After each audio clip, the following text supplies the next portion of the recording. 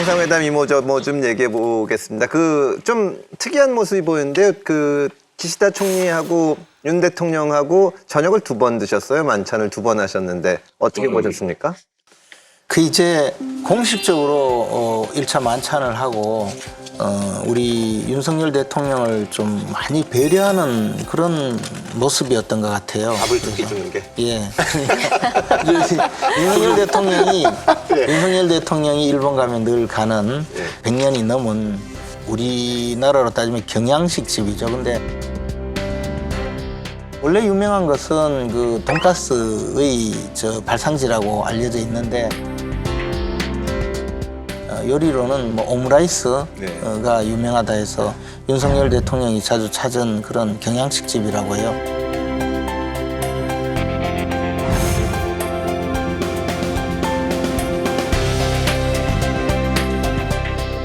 허름한 집이죠, 일종의. 그렇지만 상대국의 대통령을 배려하기 위해서 여기를 마련해서 식사를 대접한다, 그런 의미였던 것 같고요. 저는 이제 기시다 총리도 일본 정계에서는 술을 아주 좋아하고 많이 마시는 상당히 말술로 알려져 있거든요. 그래서 우리나라 대통령과 일본 총리가 또 술을 퍼마셔라. 아니 뭐 퍼마셔라. 아니 뭐 이제 그냥 식사만으로 할 수 없는 양국 간에 그동안 무너졌던 신뢰를 되찾는 길은 윤석열 대통령과 기시다 총리가 일본의 그 긴자에 있는 조그마한 술집에 가서 뭐 배석자 없이 통역만 데리고 가서 한국의 소주와 일본의 그 맥주를 같이 나눠 마시면서 깊은 대화를 한다면 훨씬 좋지 않을까.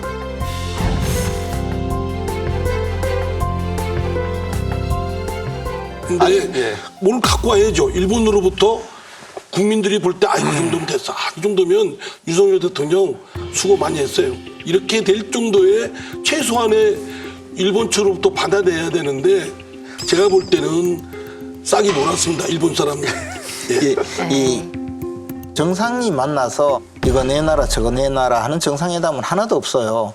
대부분의 경우 실무진들이 처음 협의를 해서 마지막으로 완전히 정리가 되고 난 다음에 발표하는 것이 정상회담이거든요. 그리고 그를 통해서 양국 국민들이 신뢰를 갖고 우리 정치인들이 저 정도 협상을 해서 양국 간의 결실을 맺었다면 저것은 우리나라에 도움이 될 것이다라는 확신을 주기 위해서 정상회담을 하는 거거든요. 그런데 이번의 정상회담은 어떤 거냐? 그동안에 사실 한일 관계가 민주당은 늘 우리 윤석열 대통령에게 요구하고 있지만 문재인 대통령 때는 해결을 못한 건 둘째치고 만나지도 못했거든요.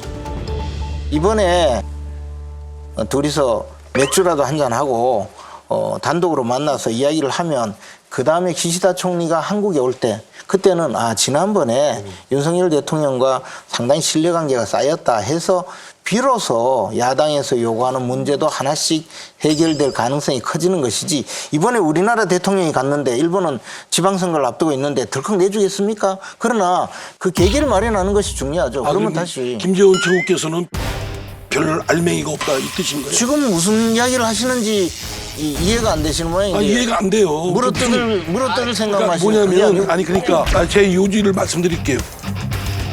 일본 한일 정상회담에 기대하는 거라든가 그게 잘 됐으면 좋겠나 사실은 국민들이 상당수가 분노하고 있는 상황 속에서 일본은 외면하고 있고 오히려 강제징용이 없다는 얘기까지 해서 부활을 지르고 있는 상황 속에서 미래만 보고 가겠다라는 대통령의 인식이 너무 동떨어져 있다는 겁니다.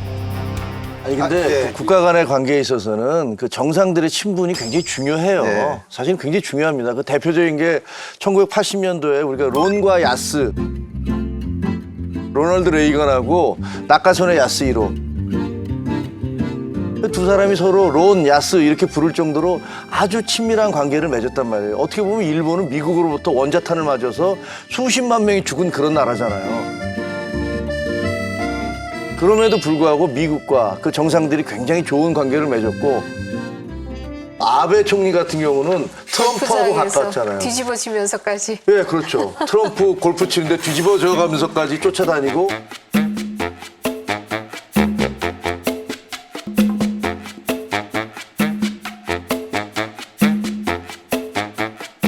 악수할 때 보셨어요? 그 트럼프 전 세게. 대통령이 마초 기질이 있어서 손을 꽉 잡아서 상대방이 막 힘들어하면 잘난 척하는데 아베 총리가 악수하면서 나 뭐 당신 진짜 힘세다라는 그런 제스처까지 보이면서 좋은 관계를 맺으려고 애를 썼단 말이에요. 우리나라에서도 과거에 제가 이명박 대통령한테 들은 얘기인데 본인이 한 EU FTA 체결을 할 때 다 찬성을 하는데 이태리만 반대하더래요. 왜냐면 피아트 때문에. 그래서 만찬을 할 때 옆자리에 앉았대요. 그러면서 그때 당시에 베를루스코니가 여성 스캔들로 상당히 논란이 있었는데 시침 뚝 떼고 그랬다는 거예요. 아우, 총리님은 어떻게 이렇게 여성들한테 인기가 좋습니까? 그러니까 이 양반이 막 껄껄껄 웃으면서 그래서 거기서 좋은 관계를 맺어서 이틀 뒤에 이태리가 오케이를 했다는 얘기를 들었는데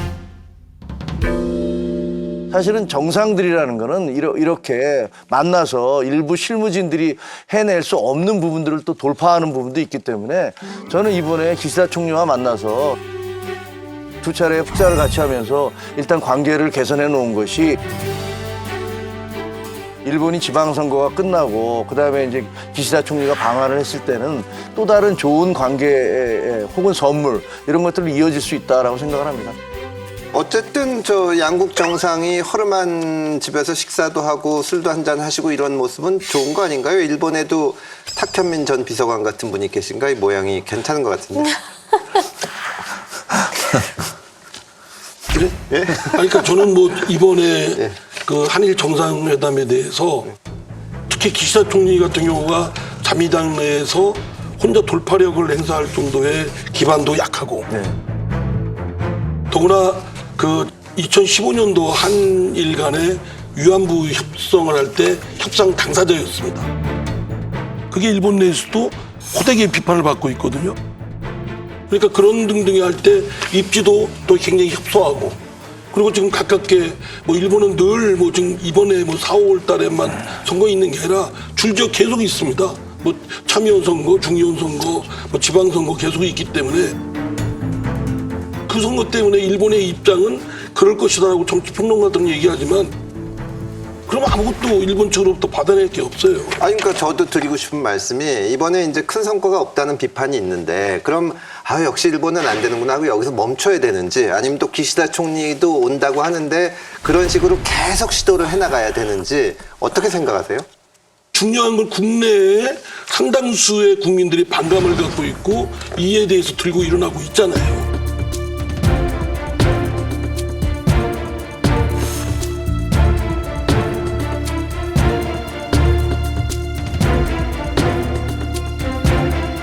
그러면 대통령의 대외적 협상력도 국민으로부터의 지지나 신뢰로 속으로부터 나오는데 이런 경우에 윤석열 대통령이 제약된 리더십을 발휘할 수밖에 없을 것이다. 협상력도 약하고 더구나 이번에는 뭐 언론 사설에는 무릎 꿇은 뭐 굴욕 외교를 했다라는 사설 제목까지 나올 정도입니다. 이런 정도의 상황에 상당수의 국민들이 공감하는 국민들도 있고 피해자 이분들이 막 지금 뭐 노발대발 하고 있는 상황 속에서 뭐 철회하다 이런 얘기를 하라는 게 아니라 조금 더 피해자 쪽 반감을 가진 쪽에 조금 더 공력을 들여서 시간을 갖고 해야 될 필요가 있지 않나 이 얘기입니다.